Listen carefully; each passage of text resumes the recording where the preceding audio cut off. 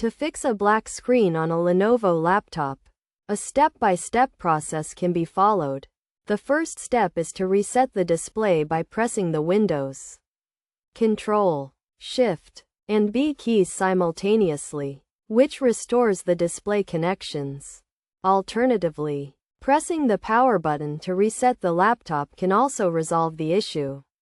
A hard reset can be performed by switching off the laptop, unplugging the power cord and all external connections, and removing the battery. After 30 seconds, press and hold the power button for 60 seconds.